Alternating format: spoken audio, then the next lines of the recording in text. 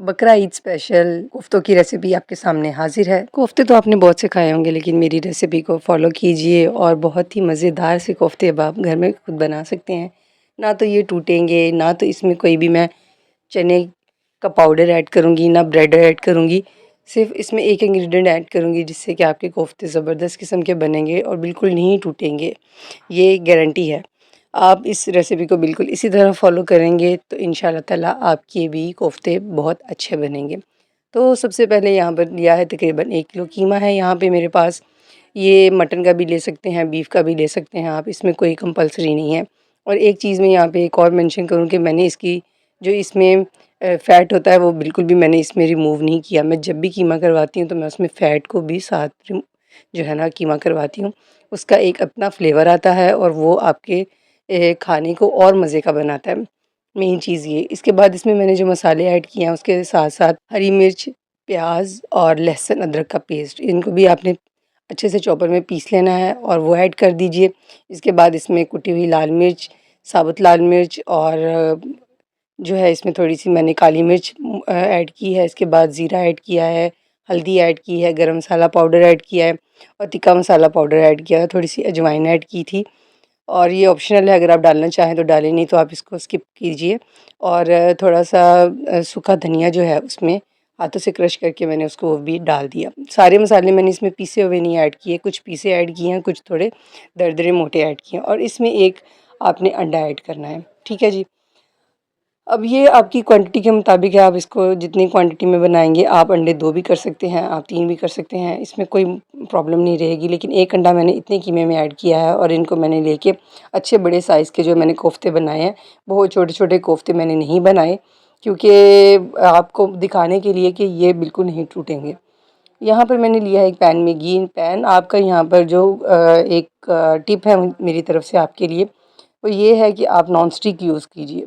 Non stick मुझे पता है हर किसी के पास नहीं भी हो सकता, लेकिन कोशिश कीजिए कि नॉन स्टिक में बनाएँ, वरना फिर जो इसका जो है ना नीचे लगने का कीमे का थोड़ा-सा होता है। वैसे भी आप कर सकते हैं, अगर नहीं भी होगा तो आप इसमें कढ़ाई में घी डाल के तो उसको आपने सिर्फ़ जो है ना गोल्डन ब्राउन करना है, हाफ़ डन करना है, बिल्कुल कुक नहीं करना। और गरम तेल में आप इसको डालेंगे, बहुत ज़्यादा भी गरम ना हो और बहुत ठंडा तेल भी ना हो। अब इसको हल्की आँच पे नहीं आपने बनाना, आपने इसको थोड़ा-सा तेज़ आँच पे बनाना है। और आप देख रहे हैं किस तरह से मैं इसको फ्राई कर रही हूँ। आपने बेसिकली इसके ऊपर कलर लेके आना है, एक लेयर जब इसके ऊपर आ जाएगी फ्राई की, तो वो तो फिर इसको कहीं पे भी जो है ना टूटने नहीं देगी। ये चीज़ इसकी जो है ना मेन आपने ख़्याल रखना है।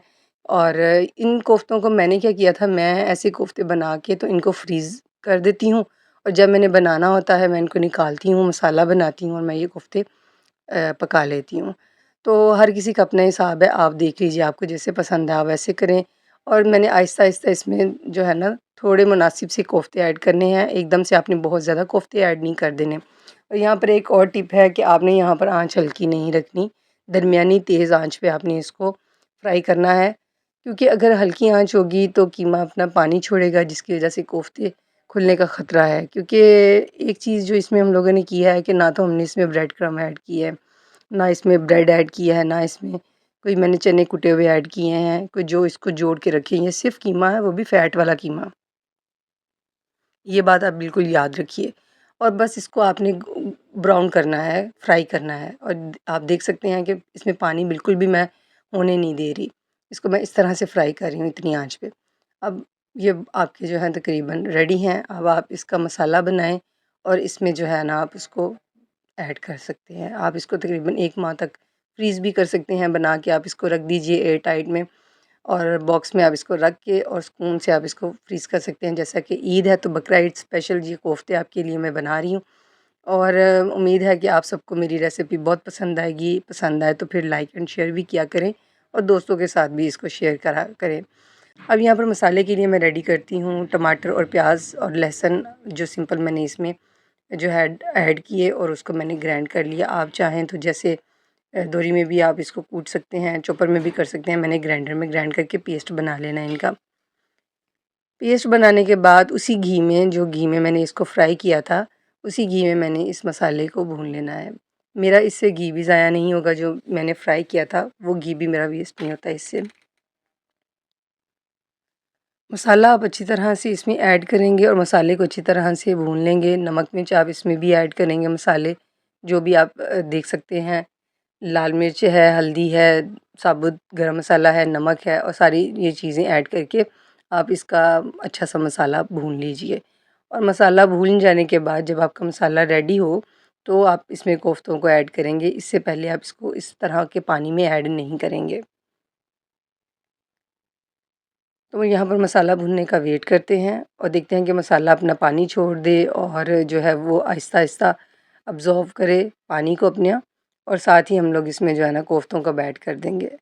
कोफ्ते इस स्टेज में आप ऐड करेंगे जब अब आप इसको ऐड करेंगे तो ये कभी भी टूटेंगे नहीं, क्योंकि हम लोगों ने इसको पहले से फ्राई किया हुआ है और कीमे की ऊपर एक पूरी लेयर जो है ना फ्राई की वो आ चुकी है। और अब ये कोफ्ते आप जिस तरह से मर्ज़ी बनाएँ, जैसे मर्ज़ी सर्व करें, ये बहुत ज़बरदस्त और अच्छे बने हैं। इनको अच्छी तरह से आप पका लीजिए, बना लीजिए, आप इसमें ग्रेवी रख लें या आप इसको बिल्कुल ड्राई कर लें, आपकी अपनी मर्ज़ी है। उम्मीद है ये रेसिपी आपके लिए हेल्पफुल साबित होगी। इस ईद पे मुझे भी याद रखें दुआ में, आप इसको बनाएँ और एन्जॉय करें अपनी फैमिली के साथ, अपने फ्रेंड्स के साथ, अपने दावतों में इसको ज़रूर बनाएँ। वीडियो पसंद आई हो तो लाइक एंड शेयर करें। अपना रखिए ख़्याल। अल्लाह हाफ़िज़।